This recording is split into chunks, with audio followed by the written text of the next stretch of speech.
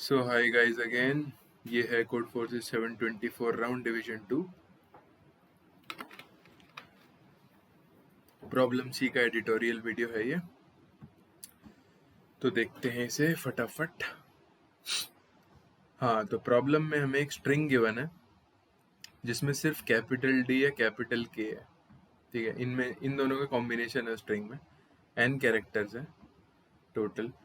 तो हमें क्या करना है, हमें बताना है कि number of maximum possible cuts जिससे कि जो डी बाई के का रेशियो है ना, जैसे नंबर ऑफ डी जितनी बार आ रहा है उस पर्टिकुलर स्ट्रिंग में और नंबर ऑफ अकरेंसेज ऑफ के, उसका जो रेशियो है वो सेम रहे सारे कट्स में। तो मैं अच्छे से समझाता हूँ इसे क्या है। ठीक है, तो ये चीज़ हमें हर प्रीफिक्स के लिए करनी है उस स्ट्रिंग के।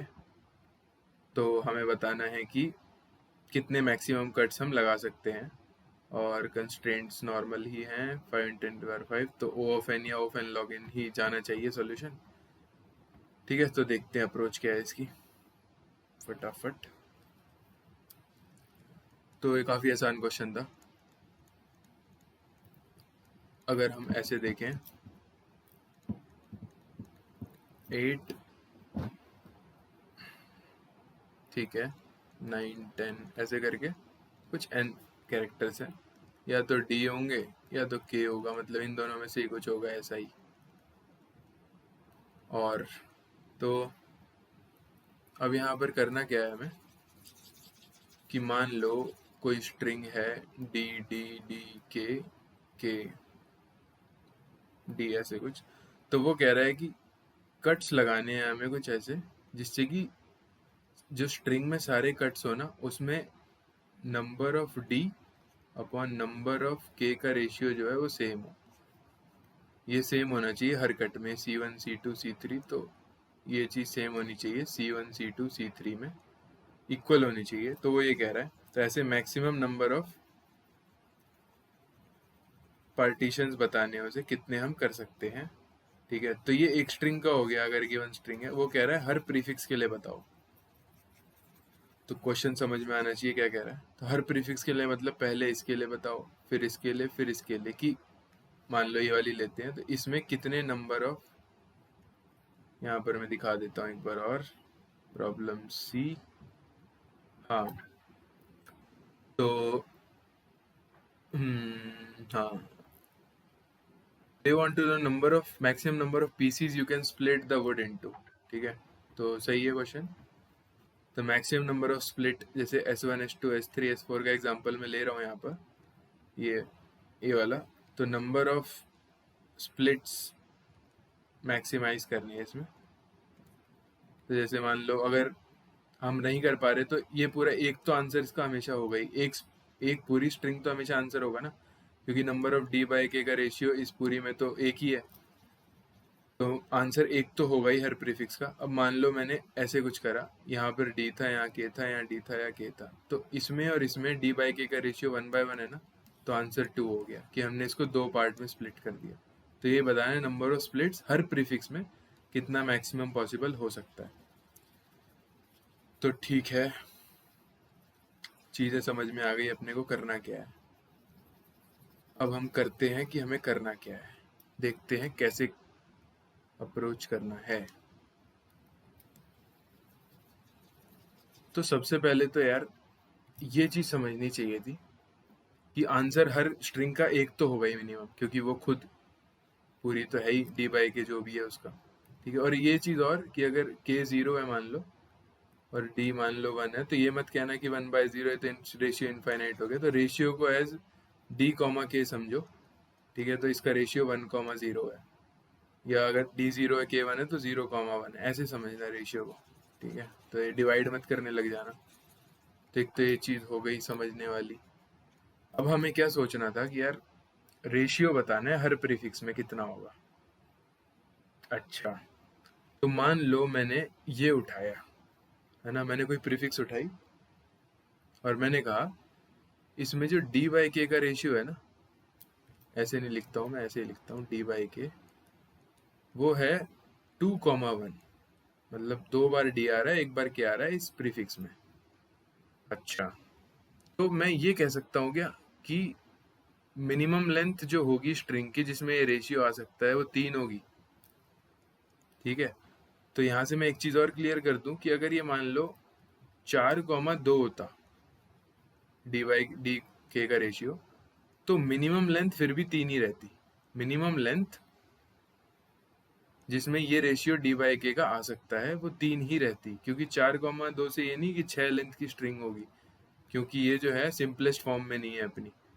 4 और 2 का जो जीसीडी है उससे हमें इसको डिवाइड करना पड़ेगा। जीसीडी 2 है तो 4/2 2/2, तो 1 और 2, तो ये 2,1 ही है। ठीक है, तो सिंपलेस्ट फॉर्म में हमें निकालना पड़ेगा जब हम मिनिमम लेंथ का पता लगा पाएंगे। तो हमने सोचा कि भाई अच्छा, इस प्रीफिक्स का मान लो रेशियो 2/1 है, 2,1 ले रहे हैं, तो मिनिमम लेंथ स्ट्रिंग की जिसमें ये रेशियो पॉसिबल होगा वो 3 होगा।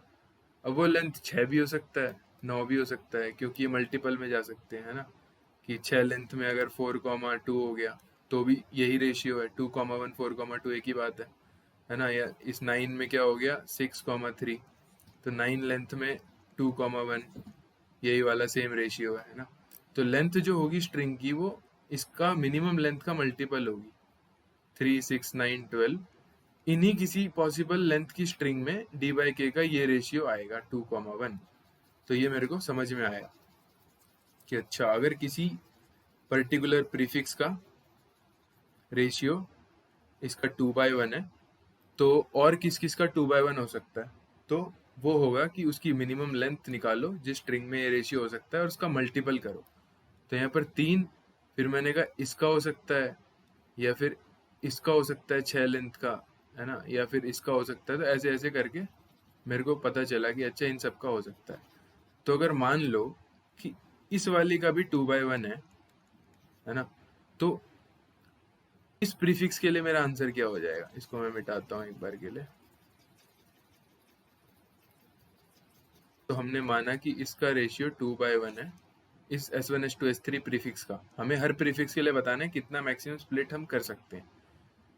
तो मैंने कहा कि अगर इसका भी 2/1 है तो मैं मैक्सिमम स्प्लिट कितना कर सकता हूँ इस प्रीफिक्स के लिए, तो कितना कर सकता हूँ, 2, है ना।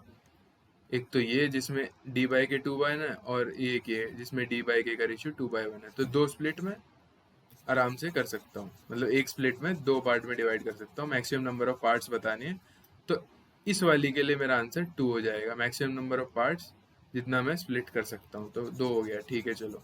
तो यहाँ से मेरे को समझ में आ गया चल क्या रहा है। ठीक है, तो मैंने क्या कहा,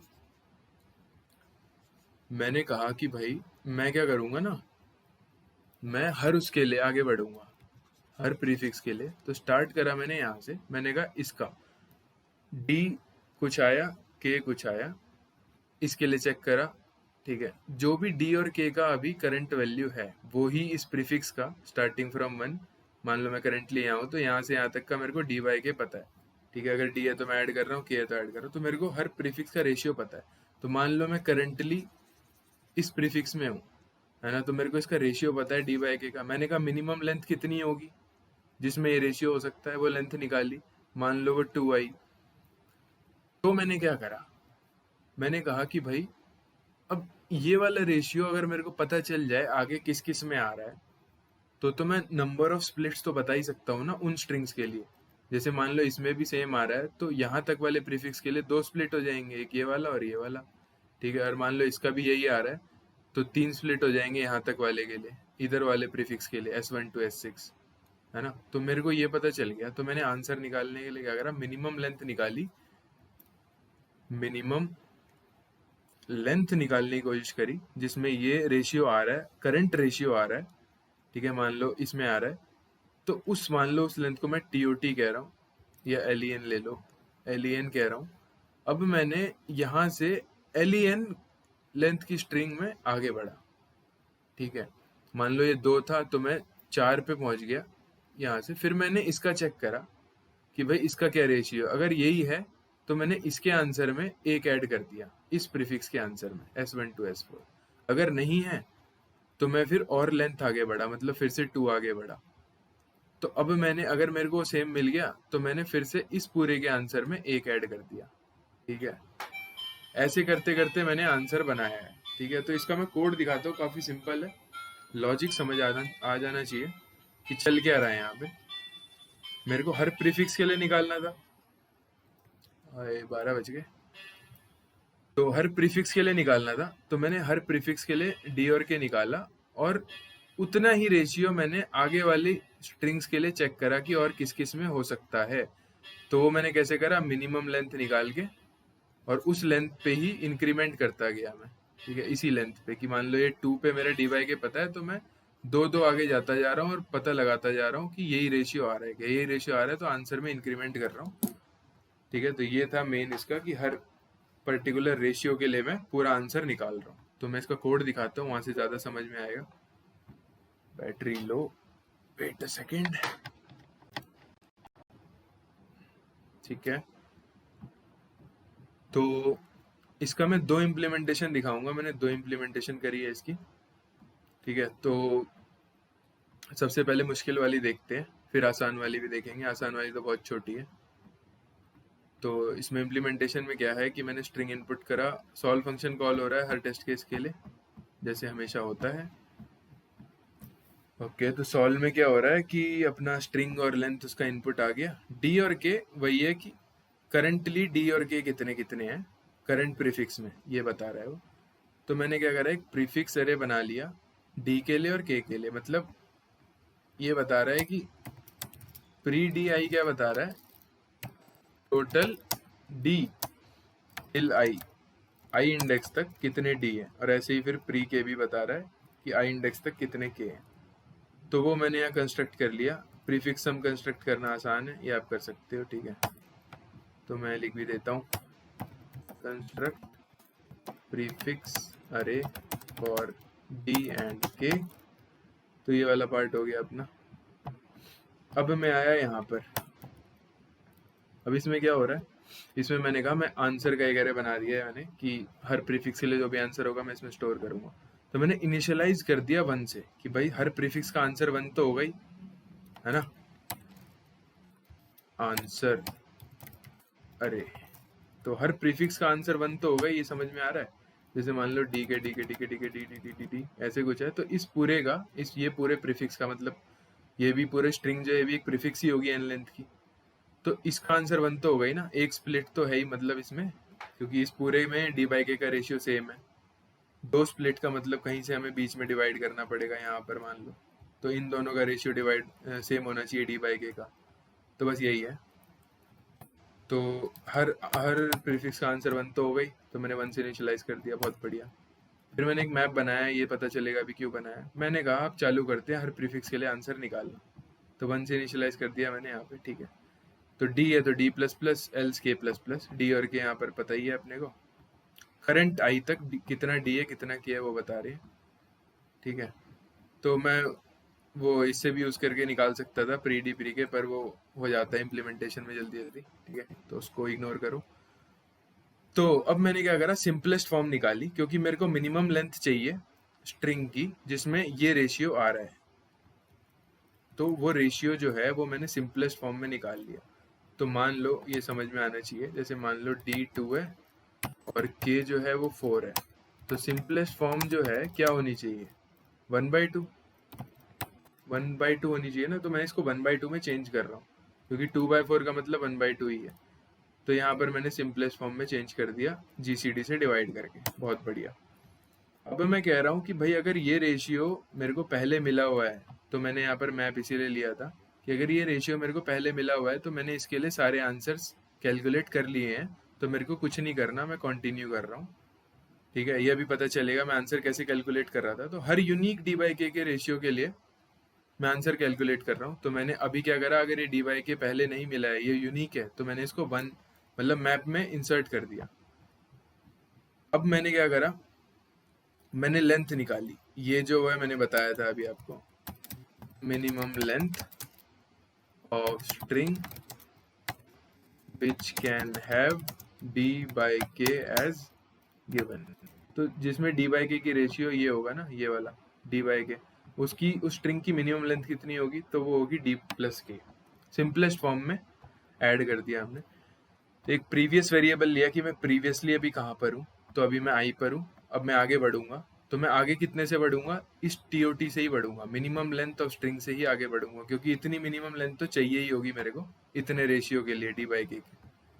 तो मैंने इतने से इंक्रीमेंट करा, और ये ऐड एक वन लिया हुआ है मैंने, आपको समझ में आ जाएगा क्यों लिया है। तो मैंने डी और के निकाला, ये डी और के पता है कहाँ से कहाँ तक का है, ये है प्रीवियस से, प्रीवियस प्लस वन से जे तक का, ठीक है।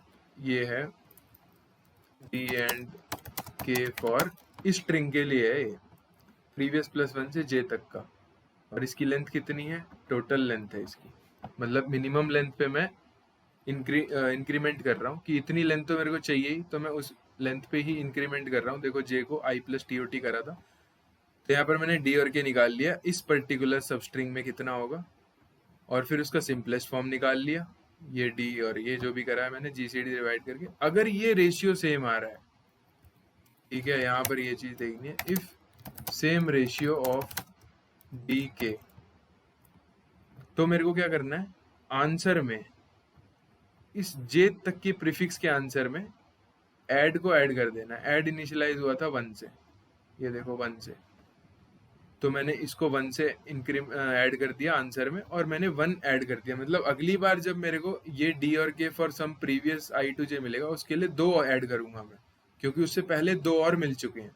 अभी ये फर्स्ट टाइम मिला है, तो मैंने वन ऐड करा ऐड, उसके बाद में टू ऐड करूंगा, फिर थ्री ऐड करूंगा, ठीक है, ये समझ में आना चाहिए। और अगर नहीं मिलता है तो मैं अपना नॉर्मली जे को उस लेंथ से जो मिनिमम लेंथ होती है अपनी, उससे इंक्रीमेंट कर दूंगा। तो मैंने यहाँ पर मैंने इसमें क्या करा, इसमें मैंने यहाँ पर समझाता हूँ मैं, कि जैसे अपने को यहाँ पर दिख रहा है कि मान लो कि इस तीन लेंथ का अपने को पता चल गया था 2/1 है, ठीक है, और ये यूनिक रेशियो मेरे को पहली बार मिला है। तो मैंने क्या कहा कि मिनिमम लेंथ कितनी होगी, मिनिमम लेंथ 3 होगी जिसमें ये रेशियो हो सकता है, तो मैंने कहा 3 इसकी है। तो अब मैं जे जो है ना मेरा, जे वो पहुंच गया 6 पे। फिर मैंने कहा इसकी क्या रेशियो है, अगर इसका रेशियो भी 3 है, तो मैंने इसके आंसर में, इस पूरे प्रीफिक्स के आंसर में +1 कर दिया, क्योंकि एक मेरे को पहले मिल गया था। अब मैं फिर से 3 आगे बढ़ गया, मैं यहाँ आ गया, मैंने कहा अगर इसका भी 2:1 है, सेम है, तो मैं अब 2 ऐड करूंगा इस पूरे के आंसर में, S1 to S9, क्योंकि मेरे को 1 और 2 पहले 2 मिल चुके हैं, ठीक है। तो वही वहां पर हो रहा है, अगर आप ध्यान से देखोगे ठीक है। तो ये चीज हो रही है हर यूनिक उसके लिए। तो इसकी कॉम्प्लेक्सिटी है, मत सोचना कि फॉर लूप बाहर भी है एक और वाइल लूप एक अंदर भी है, तो इसका n स्क्वायर जा रहा है, लेकिन इसका n log n ही जा रहा है हार्मोनिक प्रोग्रेशन से।